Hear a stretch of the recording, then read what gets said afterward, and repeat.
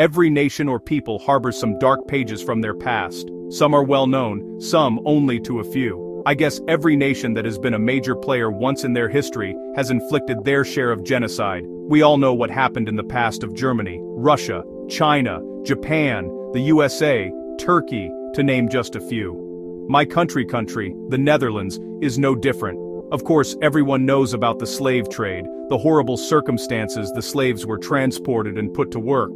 But that's not what I want to talk about.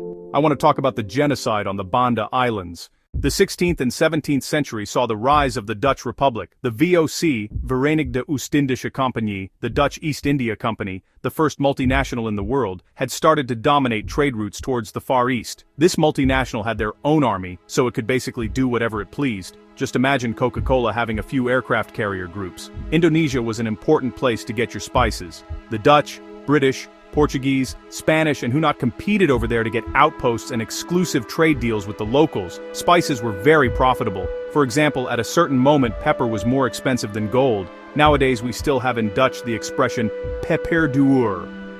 As expensive as pepper. The spice must flow, and whoever controlled that flow would get filthy rich. At that time the Banda Islands were the only known place, to the Western Europeans, where nutmeg would grow.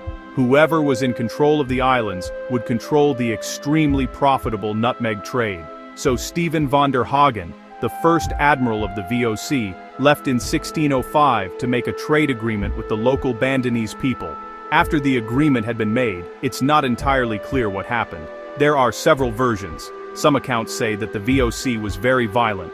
Looking back at its attitude, this is not entirely unlikely. Others that the fault lies with the local populace. What we do know is that in 1609, Admiral Peter Willems Verhoef landed with around 250 soldiers on the island, and with a letter asking the local population to build a fort, that a conflict arose, and that the admiral, along with some of his soldiers, were killed. The four theories are: Verhoef asked the population to build a fort, which would protect them too from the English and Portuguese. The elders asked to discuss it privately. That was a trap. Probably with the backing of the English and Portuguese. Verhoef and some soldiers were killed.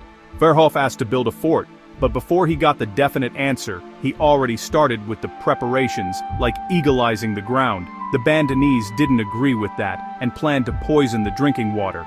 Then the Bandanese lured the admiral and a few guards to the village to negotiate about the price of nutmeg. But it was a trap. They killed them, and in the battle that followed, some Dutch soldiers were killed. There was an exclusive trade agreement between the Dutch and the Bandanese people, but the Bandanese did trade with the Portuguese and Chinese. The Dutch saw that as a breach of agreement. In the following renegotiations, the Bandanese people attacked the Dutch. The admiral and some soldiers were killed. When Verhoef landed on the Bandanese Islands, he wanted to force the population into an exclusive trade deal. The locals didn't agree with that. They wanted to freely trade with anyone, so they lured the admiral and a few guards into a meeting and killed them.